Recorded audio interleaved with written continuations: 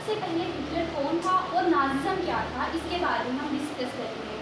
Hitler के बारे में एक बहुत ही फेमस स्टेटमेंट है कि Hitler was not born, he was made. Hitler का जन्म नहीं हुआ था, उसे बनाया गया था। ऐसी सिचुएशन क्रिएट हो गई थी कि हिटलर को बनना पड़ा। अब नाजिज्म क्या था? नाजिज्म जो था वो जो हिटलर के फॉलोअर्स थे नाजी, उनकी आइडियोलॉजी को नाजिज्म कहते थे कि वो उनकी थिंकिंग किस तरह की थी, वो क्या सोचते थे, वो क्या करना चाहते थे। आज हम इसी के बारे में स्टडी करेंगे। सबसे पहले हिटलर के जो फॉलोअर्स थे उन्हें हम नाजी कहते थे। उनका सबसे मेन जो आइडिया क्या था, उनकी आइडियोलॉजी क्या थी कि जर्मनी को एक माइटी पावर बनाना है, बहुत बड़ी पावर बनाना है और पूरे यूरोप को कंक्वेयर करना है। लेकिन वो इसमें सक्सेसफुल नहीं हो पाए थे। अब हिटलर को बनाया गया है। हिटलर कैसे बना, क्या सिचुएशन क्रिएट हुई, अब हम उन सिचुएशंस को पढ़ेंगे। सेकेंड वर्ल्ड वॉर, सबको पता है 1935 से लेकर 1945 तक हमारी सेकेंड वर्ल्ड वॉर चली, जिसमें दो पावर्स थी, allies powers and axis powers. Allies powers उसमें विनर रही हैं। अलीज पावर्स में थे रशिया, फ्रांस, यूके और यूएस जो विनर थी, और दूसरी थी एक्सिस पावर, इसमें जर्मनी, इटली और जापान थे जो इस वॉर में हार गए। अब हार गए थे ये, तो हिटलर जो है इन्हीं सिचुएशन से जो है जो सेकेंड वर्ल्ड वॉर और फर्स्ट वर्ल्ड वॉर के बीच का जो टाइम पीरियड है उसमें क्या हुआ, उसी की वजह से हिटलर जो है डेवलप हुआ। सबसे पहले हम पढ़ते हैं कि फर्स्ट वर्ल्ड वॉर में क्या हुआ, कैसे सेकेंड वर्ल्ड वॉर हुई और फिर कैसे हिटलर का बर्थ। फर्स्ट वर्ल्ड वॉर भी दो ही पावर्स के बीच में हुई थी, अलीज पावर और एक्सिस पावर। लेकिन उस टाइम हम एक्सिस पावर्स को सेंट्रल पावर्स के नाम से जानते थे। जो एलीज पावर है उसमें इंग्लैंड था, रशिया था, फ्रांस था और यूएसए था। यूएसए जो है वो बीच में आया था वॉर के 1917, जो उस टाइम पे ये विनर है। सेंट्रल पावर में जर्मनी था, ऑस्ट्रिया हंगरी था और ऑटोमन टर्की था। इसमें भी जो है वो एलीज पावर ही विनर रही थी फर्स्ट वर्ल्ड वॉर में। इसमें क्या हुआ, फर्स्ट वर्ल्ड वॉर में जब जर्मनी हार गई तो जर्मनी के जो एम्परर थे उन्हें फोर्स किया गया कि वो अपना सिंहासन छोड़ दें। उन्होंने अपना सिंहासन छोड़ दिया। अब कंट्री इस तरह से भी पूरी नहीं रह सकती थी, कोई ना कोई तो चाहिए जो कंट्री को गवर्न करे। इसके लिए जो सभी पार्लियामेंट्री पार्टीज थी उस टाइम, वो एक जगह है वेमर, वहाँ पर मिली और उन्होंने वेमर रिपब्लिक बनाई। वेमर रिपब्लिक जो थे इसके बहुत अच्छे आइडियाज़ थे। डेमोक्रेटिक जो सोसाइटी है चाहते थे, यूनिवर्सल एडेंट फ्रांचाइज चाहते थे, सबको राइट टू वोट मिले, एक फेडरल गवर्नमेंट ये चाहते थे। लेकिन फिर भी जो जर्मनी के लोग थे वो उसे बिल्कुल पसंद नहीं करते। अब उसके पीछे भी कुछ रीज़न है। उसके पीछे के रीज़न क्या है कि जो जर्मनी था उसने ट्रीटी ऑफ वर्साइल्स साइन। अब ऑफकोर्स वो हारा था तो उसे फोर्स किया गया था साइन करने के लिए, लेकिन लोग यही मानते थे कि उसे वेमर रिपब्लिक ने साइन किया है तो वेमर रिपब्लिक बुरा है। उसे सब बुरा मानते थे, उसे कोई सपोर्ट नहीं कर रहा था। लेकिन वो अच्छा ही चाहता था वेमर रिपब्लिक लोगों का। वो एम्परर के एब्सेंस में पूरी कंट्री को गवर्न कर रहा था, कंट्री को रूल कर रहा था, उसे अच्छे से मैनेज कर रहा था। अब उसमें क्या इफेक्ट्स थे जिसकी वजह से लोग उसे पसंद नहीं करते थे। सबसे पहला और जो मेन रीज़न था इसके पीछे का वो यही था कि ट्रीटी ऑफ वर्साइल्स साइन की थी। अब ट्रीटी ऑफ वर्साइल्स क्या थी? ट्रीटी ऑफ वर्साइल्स क्या थी?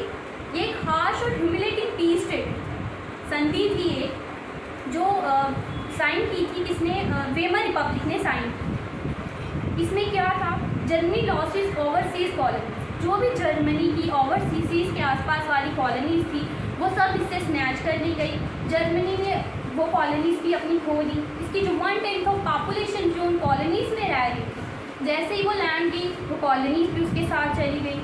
13% ऑफ इट टेरिटरीज ले ली गई। 70% ऑफ इट्स आयरन, 75% जो इसका आयरन था वो भी ले लिया गया था इस ट्रेटी के अंदर, और 26% जो उसका कोल था वो भी ले लिया। किसने ले लिया? डेनमार्क ने ले लिया, लिथुआनिया ने, फ्रांस ने, पोलैंड, इससे ये सब ले लिया गया था ट्रीटी ऑफ वर्साइल्स के अंदर।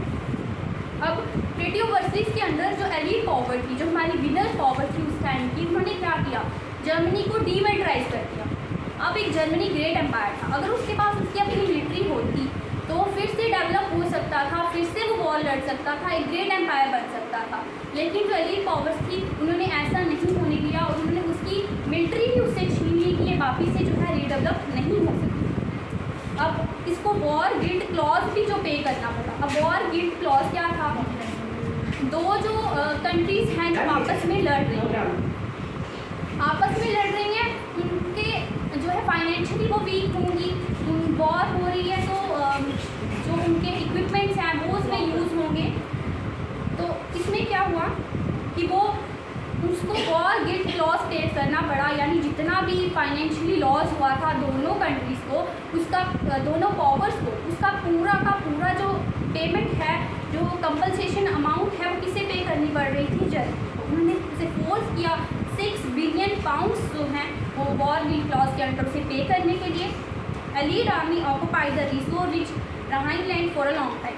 जो राहाइनलैंड था जहाँ पर रिसोर्स पाए जाते थे जर्मनी के, उसे भी जो है इन्होंने ऑक्युपाई कर दिया था। यानी कि पूरी तरह से जर्मनी को एक ऐसी सिचुएशन में लाया गया था कि वो वापस से रीडेवलप ना हो सके, अपनी इकोनॉमी को डेवलप ना कर सके। अच्छा, तो इस वेमर रिपब्लिक का एक तो ट्रेटिव वेस्लीज कारण था जो मैंने मुझे एक्सप्लेन कर दी। सेकेंड रीज़न इसका क्या था? इसमें कुछ इसके अंदर ही कुछ डिफेक्ट्स थे। जो वेमर रिपब्लिक है उसके अंदर कुछ इफेक्ट थे। अंदर इफेक्ट क्या थे? इसके अंदर एक था डिक्री। अब डिक्री क्या होता है? डिक्री में क्या होता है कि जो उस टाइम का प्रेसिडेंट था, उस टाइम का प्रेसिडेंट जो है कुछ भी उसका इतनी ज़्यादा पावर थी कि वो किसी भी लॉ को किसी भी टाइम पे अंडो कर सकता था विदाउट एनी ग्रेट डिस्कशन।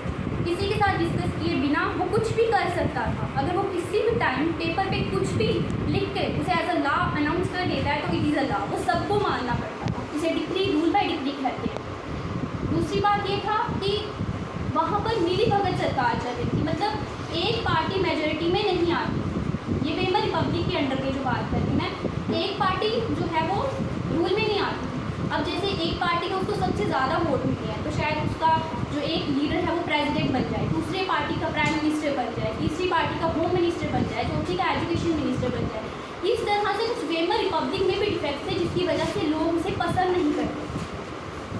अब ट्रेटी ऑफ वेस्टलीज के बारे में हमने पूरे पढ़ लिया, इसमें क्या प्रोविजन थे, इसके क्या इफेक्ट थे, क्यों लोग इसे पसंद नहीं करते। ठीक है, अब हम पढ़ेंगे कि वॉर के क्या इफेक्ट रहेगा। फर्स्ट वर्ल्ड वॉर हुई, फिर ट्रेटी ऑफ वेस्टलीज साइन हुई, फिर ये सब जो प्रोविजंस जो है जर्मनी को फेस करने पड़े, उसकी इकोनॉमी इतनी वीक हो गई। अब इसके इफेक्ट्स और क्या रहे हैं देखो, साइकोलॉजी और इकोनॉमिकल, फाइनेंशियली दोनों तरह से जो जर्मनी था उस टाइम का वो वीक हो गया था। उससे उसकी कितनी टेरिटरीज ले ली गई, कितनी पॉपुलेशन उससे ले ली गई, और भी बहुत सारे जो है उसको लॉस हुआ था उस टाइम पे, डीमिलिटराइज कर दिया गया। ठीक है, इसका यूरोपियन कंट्रीज में मतलब बहुत ज़्यादा गहरा प्रभाव रहा है। अब ट्रेंच लाइफ ग्लोरीफाइड। अब क्वेश्चन आता है ट्रेंच लाइफ क्या होती है। उस टाइम के जो सोल्जर्स थे उन्हें वो कहाँ रहते थे? उस टाइम के लोग मानते थे कि जो सोल्जर है उसकी सबसे अच्छी लाइफ है ट्रेंच में, उससे अच्छी लाइफ को हो ही नहीं सकती कि आप अपने देश के लिए कोई काम कर रहे हो, ये आपकी सबसे अच्छी लाइफ है। लेकिन जो रियलिटी थी वो इससे कुछ अलग थी। ट्रेंच लाइफ क्या था? एक खड्डा सा होता था ज़मीन में जिसके अंदर सोल्जर को रहकर वॉर लड़नी पड़ती। जब तक वो वॉर हो रही है सोल्जर को वहीं रहना पड़ता था, वहीं खाना, वहीं पीना, वहीं सोना। लेकिन लोग समझते थे कि वहाँ पर रहना उससे अच्छी लाइफ कोई नहीं हो सकती, लेकिन ये सच नहीं था, क्योंकि वहीं पर रहना, अब देखो कितनी ज़्यादा डिफ़िकल्टीज़ वहाँ फेस करनी पड़ती थी। अब ये वहाँ पर ट्रेंच में रह के कौन खुश रह सकता है? वहाँ की लाइफ जो है, लेकिन लोग एक ही मानते थे कि अगर कोई सोल्जर बन जाता है, ट्रेंच लाइफ जी रहा है, तो उससे अच्छी लाइफ कोई भी नहीं है। ठीक है, ट्रेंच एक तरह का डिप्रेशन होता था जहाँ पर सोल्जर रहता था जब वॉर हो रही होती थी। वो उसी के अंदर एक फायर स्टेप होता है, वहाँ पर वो खड़ा होता है और उसके बाद वो बाहर फायरिंग करता है। अब अगर एक और इसमें चीज़ थी कि बाहर वायरिंग हुई होती थी, जो पूरा वो डिप्रेशन है उसके बाहर, ताकि जो दूसरा सोल्जर है वो आके उसे मारना दे, इसलिए बाहर वायरिंग भी की जाए की होती। अब यहाँ पर एक और था, वुमेन और मैन के बीच में भी जो है यहाँ पर इनइक्वालिटीज़ चल रही थी। मैन एग्रेसिव होना चाहिए, मैस्कुलिन होना चाहिए, स्टील हार्टेड होना चाहिए, ये सब जो है उस टाइम के लोग मानते थे। ठीक है, और जो उस टाइम ये कहता था कि मैं देश के लिए लड़ूंगा, मैं देश के लिए कुछ करूंगा, मैं जो ये डेमोक्रेसी है इसके अंडर नहीं रहूँगा, डिक्टेटरशिप लाऊंगा, उस टाइम उसको बहुत ज़्यादा सपोर्ट जो है लोगों की मिलती थी, क्योंकि सब डेमोक्रेसी से जो है वो फेड अप हो चुके थे कि कि डेमोक्रेसी से कुछ नहीं होने वाला है, सब डिक्टेटर गवर्नमेंट ही चाहते हैं। ये हमारा फर्स्ट वर्ल्ड वॉर था। फर्स्ट वर्ल्ड वॉर के बाद ट्रीटी ऑफ वर्साइल्स साइन की, वेमर रिपब्लिक ने साइन की। क्या इफेक्ट फर्स्ट वर्ल्ड वॉर के हुए ये हमने डिस्कस किया। Thank you.